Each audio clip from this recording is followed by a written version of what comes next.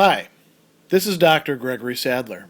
I'm a professor of philosophy and the president and founder of an educational consulting company called Reason.io, where we put philosophy into practice.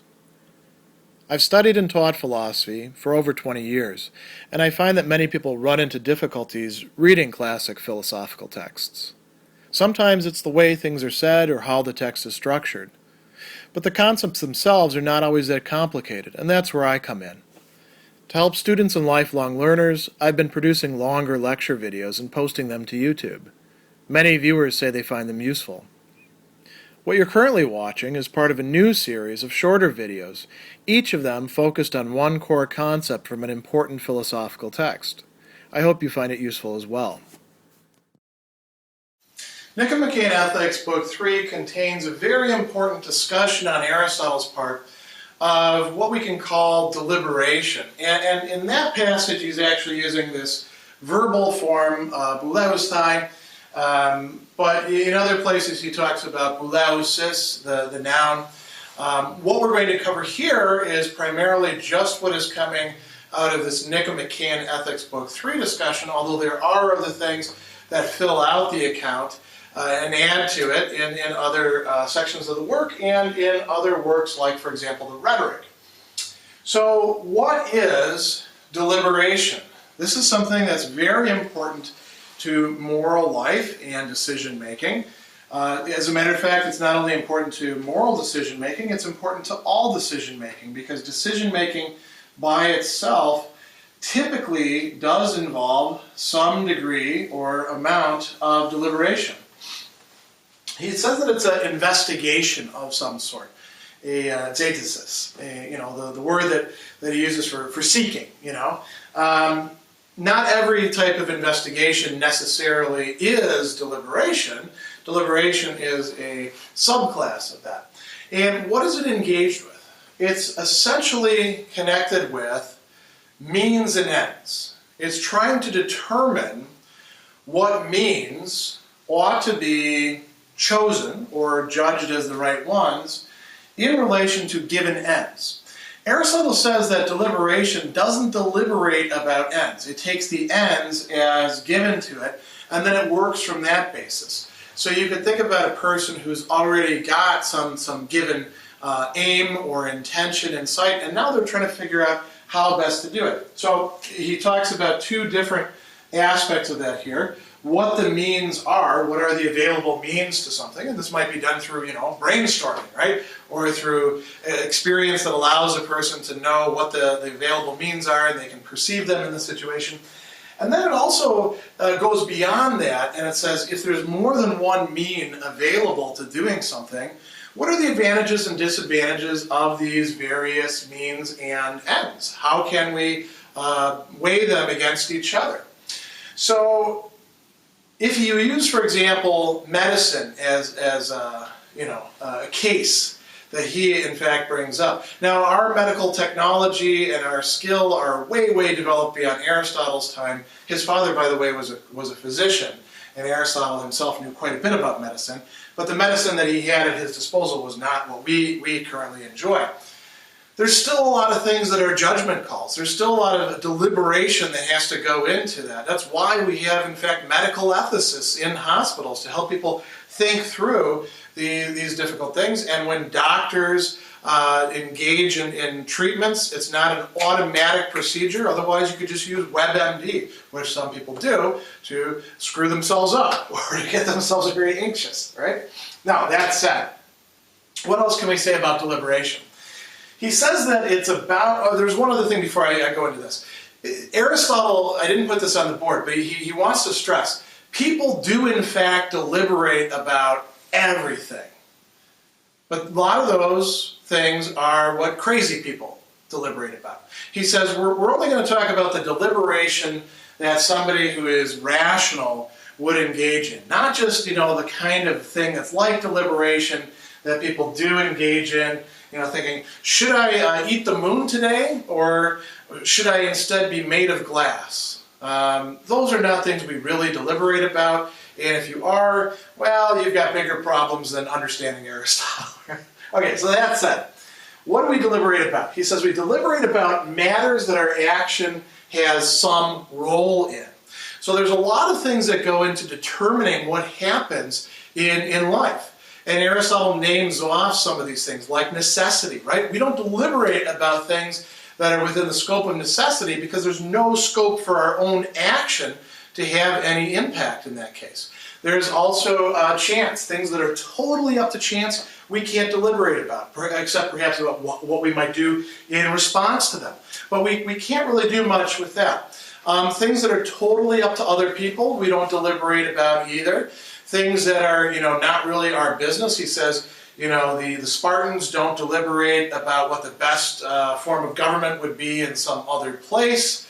Now you could say we do in fact do a lot of armchair generaling or stuff like that, a lot of second guessing of what people should be deciding to do. Sports is a great example of this. We watch the television and we say, he made a bad call. He should have run on 4th and 1, right? To use a football metaphor.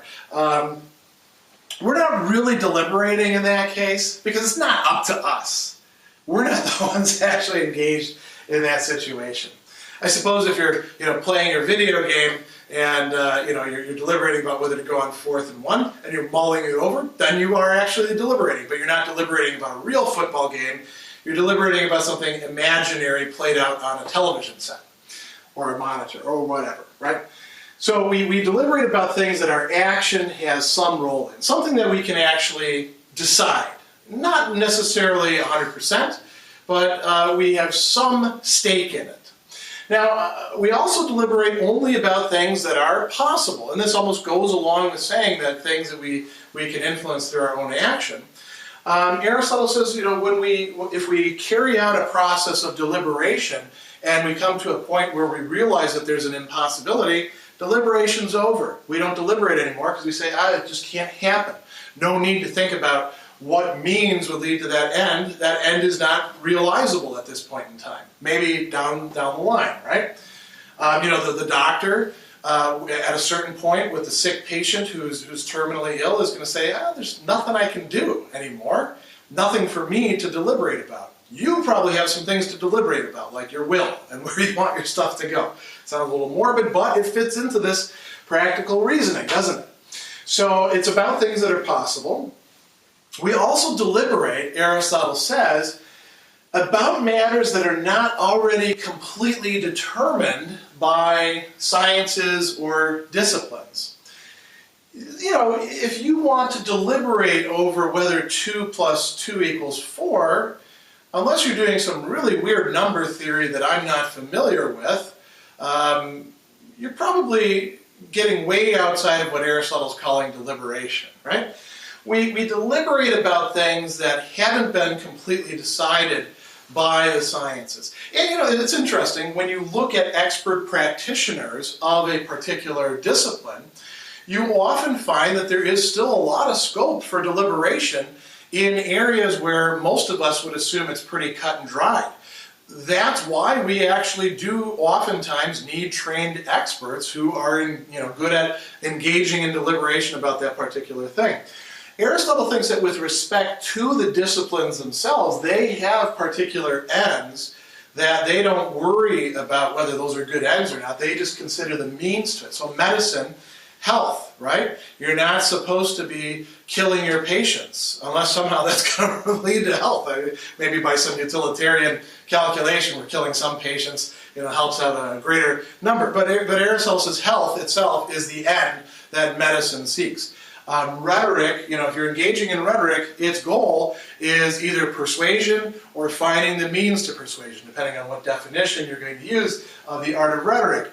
And if you're getting into a rhetoric class and you're like, I don't know if persuasion is a good thing or not, Aristotle would say, that's outside of the scope of our study. If you get into a metaphysics class, you say, I'm not so big on knowing what being is. Again, not something we deliberate about. We're engaged in this inquiry, we're engaged in this discipline, we're engaged in this science. Same thing with, ethics. Aristotle would say, somebody might go along and say, I don't know, vice, maybe vice is better than virtue. And Aristotle could come up with some answers. But it's not the sort of thing we would actually deliberate about, he thinks. So, what else? It's about things, he says, that don't always turn out the same way. So there's a lot of areas in our life, even in things where we have technical fields, where things don't always turn out the same way, where there's some play, where there's some scope.